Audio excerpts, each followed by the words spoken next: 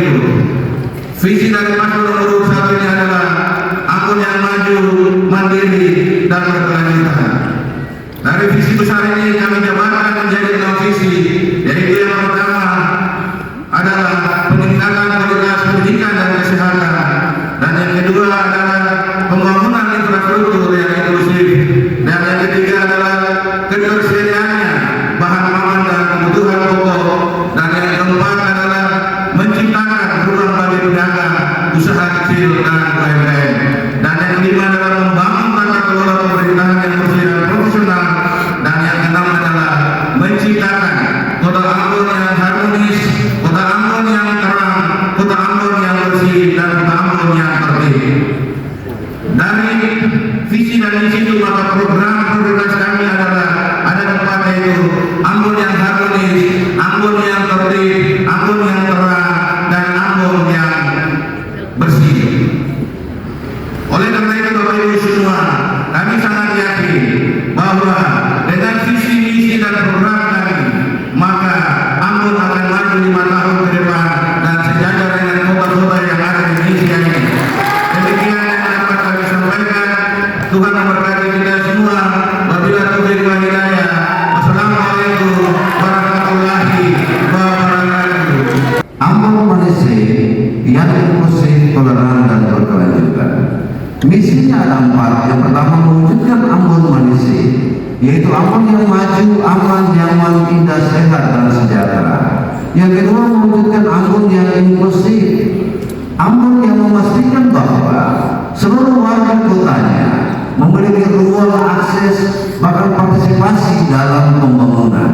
Dan karena itu inklusif dapat menjawab kesenjangan antar wilayah dan berbagai hal yang mesti kita lakukan untuk memastikan seluruh warga kota memperoleh hal yang sama.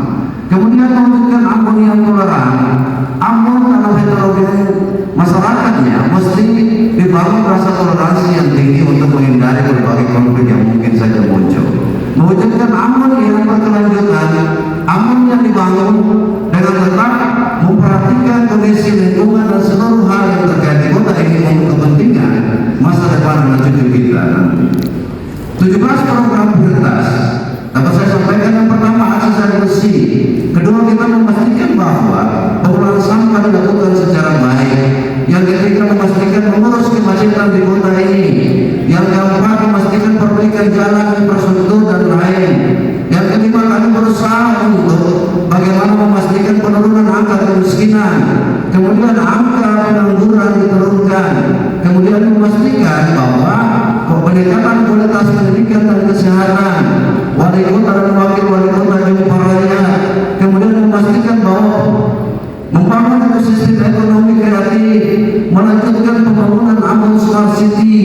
Kemudian kami akan berupaya untuk membangun hubungan yang baik dengan seluruh pemangku kepentingan termasuk tokoh-tokoh agama, lembaga-lembaga keagamaan.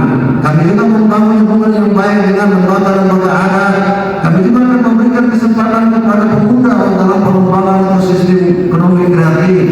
Dan kami juga akan terus berupaya untuk bagaimana melakukan hal-hal yang lain dalam rangka mewujudkan Ambon ini ke depan, termasuk mall Perampuri yang akan kami buat. Terima kasih. Dengan Jakarta dan Singapura. Kota yang nyaman, kota yang aman, kota yang bersih, kota yang kualitas pendidikan, dan kota yang keadilan bagi kita semua orang saudara semua.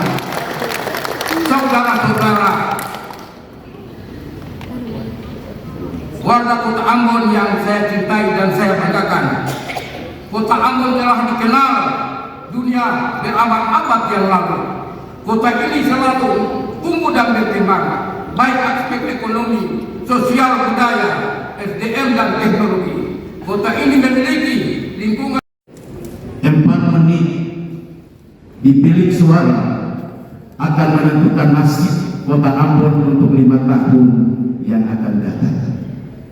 Kami pasangan nomor urut 4 Yan Jeweno dan Syarif Bakri Asatri, kami telah melaksanakan kampanye di hampir semua desa dan kelurahan. Kalau ditambah lagi dengan pertemuan-pertemuan informal, maka seluruh desa, kelurahan telah kami kunjungi. Ada banyak persoalan yang kami temui yang disampaikan oleh masyarakat di kota ini. Mulai dari aspek tata kelola pemerintahan, tata kelola keuangan. Belum lagi ada masalah-masalah yang lain.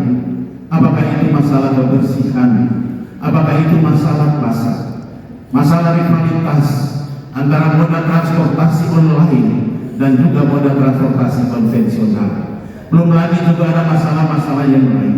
Hadirnya gerai-gerai yang seperti Indomaret, Alfamidi dan sebagainya. Suka atau tidak suka, gerai-gerai ini mampu menyerap tenaga kerja yang cukup, tapi tidak sebanding dengan dia juga membunuh banyak pengusaha-pengusaha kecil yang ada di pondok, yang ada di desa-desa itu, Bapak dan Ibu sekalian. Dan karena itu saya mulai dari aspek pemerintah, masih ada desa, masih ada negeri yang sampai dengan hari ini masih dipimpin oleh pejabat, dan masa jabatan itu lebih lama dari pejabat-pejabat definitif. Dari segi tata kelola keuangan masih juga seperti kita temui, masih disclaimer, masih terima kasih waktu Anda saya